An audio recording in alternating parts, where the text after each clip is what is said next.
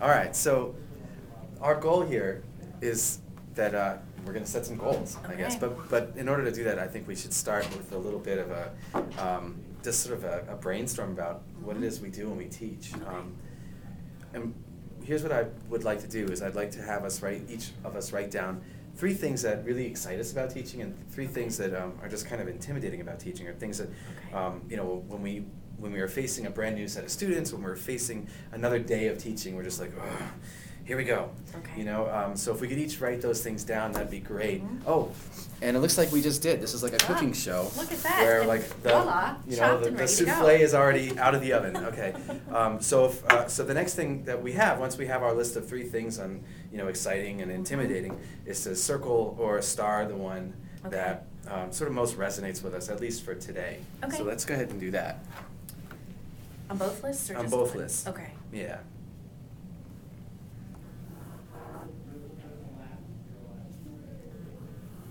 What was on yours? Just the ones I starred or all 3? I want to hear all 3, and Okay. then are all 6 And then I'll tell you really? the one that I starred. Perfect. So for things that excite me, it was being present with my students and responsive to their needs in the moment, and sort of being caught up in my lesson plan sometimes. The second one was seeing how hard they've been working, because I just got their rough drafts graded and back to them, and they came in for one-on-one conferences, and I can tell some of them have been working really, really hard and engaging in the writing process, which I love. And then the third one was that I feel like I keep pushing myself to be more and more creative in the classroom, and how can I bring in different ways to reach my students, which ties in nicely with one of the things that challenges me all the time, which is that I'm afraid that I'm leaving someone behind. And how do I know that I've left someone behind, that this person was lost, or that example confused this person? So how do I make sure everyone's on board, because that's my goal. The second one was just this sort of deep worry about, do my lessons make sense? What seems connected in my mind, does it come across as connected and unified in theirs? And then the last one, which is one of them that I circled, was making sure that high school behaviors and drama in my very small Brighton community classroom doesn't come to my college classroom. So I circled seeing how hard they work, and also making sure that all of their bad habits they may have gotten used to in high school don't come into my classroom when they are in college. Wonderful, thank you. Yes. I'd like to share my list with you as well, and there's a lot of similarities on what excites me about teaching. Being spontaneous was one of my things, grabbing teachable moments, not being so stuck in my lesson plan that I forget what's going on, and just remembering to capture those moments when they happen. New students, new challenges. Every semester I have new students, and even if it's the same content, I have to think about it differently because I have new people. And then teaching something brand new is a lot of fun for me. Like the idea that I'm teaching something new for the first time, and it's I'm always right on the edge. Like, that's my scary one. The teaching things for the first time. That's my scary part. Yeah, I can understand. A lot of these things for me, they're both exciting and very scary. The energy it takes, this is my scary side, the energy it takes to create new lessons. My students not learning is another big one, like I'm having a great time and nobody's learning anything. And then becoming stagnant, there are certain things I've done so many times that I don't know if it's really, my heart is in it anymore, and maybe I need to think about it differently. For me, I starred being spontaneous on my exciting side and becoming stagnant on my, scary side. I could have had the same one about being stagnant. I feel like I've said the same thing in the same way with the same examples and the same funny story over and over in my 121 classes, and I'm not excited about it anymore. Yeah, I hear you. Yeah.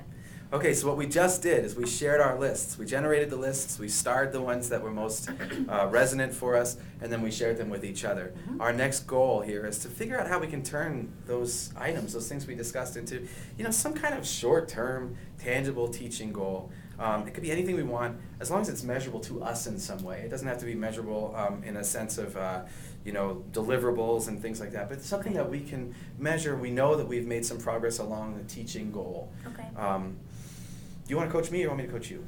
You help me. Okay. You're the coach. All right, I'm happy to do that. So, Okay. Let's talk about, one of the things that you said that in the scary side of things was leaving someone lost or being confused. Maybe we can talk, what do you think about talking about that? Because that sounds very interesting to me, and it could lead us to a cool goal. Okay. Tell me about that, first of all. How does that happen for you? Sometimes I feel like I come up with, it's the flip side is that I love the creative part. How many ways can I think to talk about a thesis statement? Can I tell a story and a metaphor and bring in a train and do this, that? And I mean, I'm providing so many ways that I hope my students can connect. I'm going to look at thesis statements and practice them and write your own, and I try everything I can. And I worry that at some point someone will get hung up on one of them and just completely lost. Why did she bring in a train set today? I don't understand what the train has to do with thesis statements. That's the part that I worry about, that because sometimes I'm trying to include so many students at once that somebody is going to just get, either none of the things will work for them, or it will be so overwhelming that they just shut down and say, I have no idea what a thesis statement is. She gave me too many different ways to think about it. Okay, Yeah. that makes sense. Mhm. So in what I hear you saying, I think, is that in your attempt to be really innovative, Mhm. maybe you're muddying the waters Right. somehow, or Yes. there's too many things are going on and the students Mhm. are getting lost. Mhm. What do you want to do about that? I don't know. I don't, because as soon as you said that, I thought I could just pick one thing. This is how I describe thesis statements every single time, and you either understand the way I'm talking about it or you don't, which would clarify things, but that doesn't seem like it's inclusive enough. So I'm thinking that the obvious thing here is to somehow have a way to check and see if each person actually learned how to write a thesis statement as a result of whatever I presented that day. So it seems like it's the checking in part, that's the part that I feel insecure about. It's the, I think I gave you all this information, but I don't know if you actually got it. And the muddiest point thing I did in class that day got close to it, but it didn't actually confirm, yes, they understand what a thesis statement is, or no, they do not, or they sort of get it. I love what you just said about Mhm. checking in, Mhm. because I think that's bigger than thesis statement lesson. Right. I think Mhm. that is something, maybe that's a place, like, okay, so if I've identified one of my things that I'm concerned about is whether my Mhm. students are following me or not, or whether they're Right. lost. Could we write a goal about ways, like you're being so innovative with ways to teach thesis. Can we be innovative about a bunch of right. ways to check Yeah. in Mhm. every single lesson about where Mhm. students are in terms of, we call that formative assessment or whatever. So like ways Yes. of checking in with students all throughout the day to see Mhm. where they are in their understanding. Can you think of some ways? Yes. They could practice writing a thesis statement. I could look at it. I could say, yes, clearly you understand what I'm talking about, or no, you don't. Mhm. We could do that. We could do that as small groups or the whole class or one-on-one. They could give me a note card on their way out the door that has a draft of their thesis statement on it. And I'm like, people who understand, people who don't. I could do all the things that I learn about that I don't do. We could have red, yellow, green cards. They could do their own assessment. If I get it, I don't get it, I sort of get it. I could do, close your eyes and hold your hand in the air on a scale from 1 to 5. Like 1 finger means I am so lost, I don't understand what you're talking about. 5 means I'm so sick of talking about thesis statements, could we please move on? So we do that. I'm sure there are others that Beautiful. I just don't do, that I should do more of. Okay, all right, so I think we've Easy. identified a goal. I think so too. I think your goal is going to be, Mhm. you're gonna, I don't know, make your list of check-ins as robust as you can. Okay. And then, I don't know, how would you like to?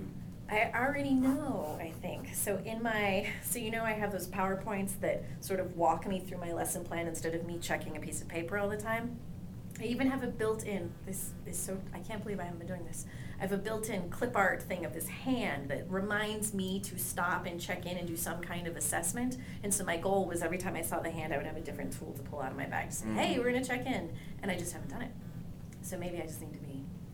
So my goal for this semester is,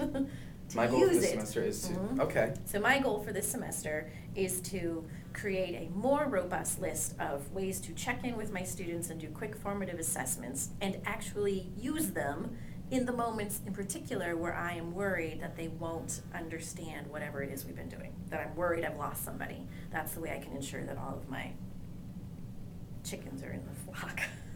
That is a fantastic goal, and great metaphor. I love it. Is there someone you can identify as someone to help you stay accountable to that? Yes, the person who often comes to the very class I'm worried about, which would be you. Okay, You could great. be my person. I'm Right. happy to be your Mhm. person to say, hey, I was in your class today, and Right. hey, you didn't do those assessments you were Remember that talking thing? about. Like I even saw it flash Right, up on the right. screen. All right, so I can help you stay accountable to that. Okay. And even if we weren't, even if I wasn't able to come to your class, maybe that would be Right. something that you and I could check in about once in a while. Hey, how's it going with that? Okay, and then Yeah. I can use that visual reminder of the clip art of the hand, that every time I see it, it's supposed to make me think, don't forget, don't forget, don't forget. Awesome. Assess. All right, so that's what you're going to work on this semester. Okay. Just making sure you check in with your students about their understanding. Okay, Love it. I do too. Yeah, great. Thank you. Thank you. Okay, now it's your turn. Good luck. That's a really classic.